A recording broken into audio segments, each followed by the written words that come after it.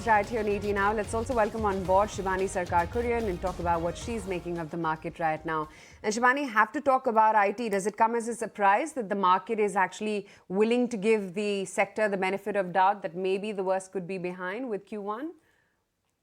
Yeah, hi, good afternoon. Of course, IT as a sector has been underperforming for quite a while.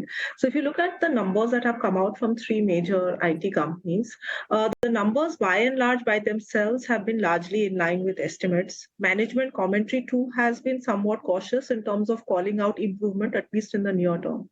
I think one key factor that really stood out was that the deal win trajectory in most of the companies that have reported numbers have remained fairly resilient. So, what that possibly is showing us is that while client decision making cycles have been elongated and conversion from deal to revenue is also taking time, but overall, the momentum, at least in terms of the medium term outlook from most of the clients, remains fairly positive and remains intact. And therefore, that's why you're starting to see numbers in terms of the deal wins remaining largely intact. Near term, of course, even in the next quarter, we will possibly have to contend with muted growth outlook. And it is possible maybe towards the second half of the year, the expectation at this point in time is that we will start seeing possibly some improvement in terms of the revenue momentum. Uh, if you look at the way the sector has behaved, the overall mid caps clearly have outperformed the large caps. From a valuation perspective, we clearly find that large caps are considerably better placed, both in terms of the current operating environment as well as from a valuation angle.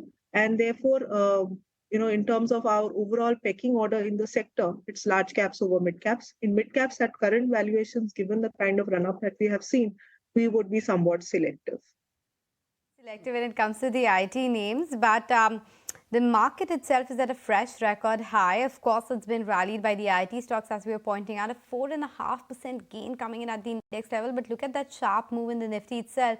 It's fresh record high for the Nifty, 19,570 almost. As far as the tick goes on Nifty 50, Sensex also too, rallying and powering ahead with a gain of what, 5 to 600 points if I have it right. So yes, 520 points, and bulk of that rally has actually happened in the last 15 minutes itself. Vinay, your sense on the market, is it still in the buying zone or it's getting a lot more toppish now?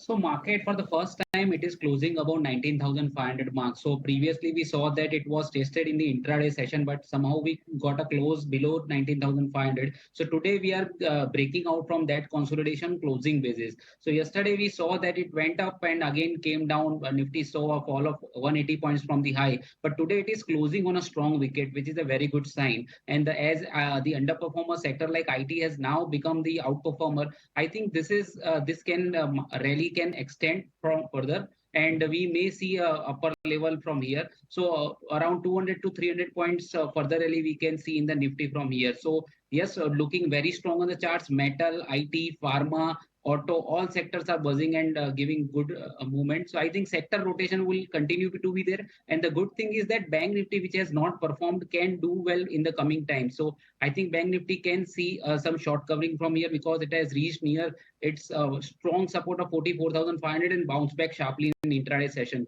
So I think this can continue in the coming week. We can expect Bank Nifty to also participate in the rally. Yes, surely, and it's now participating quite a bit. Remember, Bank Nifty was underperforming when we started this show at 2:30. Bank Nifty was actually in the red. And look at that sharp spike. If you can pull up the candlestick, let's try and do that of what kind of bars are forming as far as the green universe is concerned for Bank Nifty, because there's been a sharp recovery in the last 20 minutes itself from red all the way to green with a 200-point gain is what we have seen in a matter of few minutes. HDFC Bank numbers, of course, coming out on Monday. Maybe the street is banking on that. But let's talk about TTK Prestige as well, because that stock is making rounds in the dealer room. What exactly is the news flow? Sharad will tell us all of that. Well, in focus, we are having TTK Prestige, and what we are hearing from the dealers is there has been a sustained buying from a DI for the last two trading sessions. The volumes as well as the deliveries have also been on the higher side. Now, already invested players, as per the shareholding pattern, they include names such as SBI Mutual Fund, Axis Mutual Fund, and also Nalanda Group. Now the stock itself, if you look at it from the 2022 highs, the stock has actually corrected by 26 odd percent, while there has been a slight rally coming in from March lows by almost 10 to 12%, but a sustained buying is being seen on an institutional level when it comes for TTK Prestige. Now there are certain important triggers also for the stock which should be in focus. First is the expansion in the non-South markets. Apart from that, it's expected that inorganic acquisitions are expected to be completed in the coming months, and importantly going ahead, as per Motilal Oswal, an EBITDA CAGR of 23% growth is expected over the next 2 years itself. And also the management has stated in a recent con call that they are expecting market share gains coming in the e-commerce segment. Okay, that's why TTK Prestige is the one which is in focus, as is the rest of the market as well, holding out very, very strongly as we speak right now, 100 points higher. And yeah, I think today is the first time that we managed to close at a record high as well, maybe. Yeah. Yes, so it's fresh record highs at the index level on an intraday basis, and now we are going around 19,600, which will be the first time ever if we hit that mark. But Shibani, quickly, your take as far as the entire consumption basket is concerned. Tomorrow we'll get the numbers from Avenue Supermarts as well, and the expectation is that maybe the valuations are getting a bit toppish there, and it's better to get into some other discretionary names, maybe the likes of multiplexes or QSR names.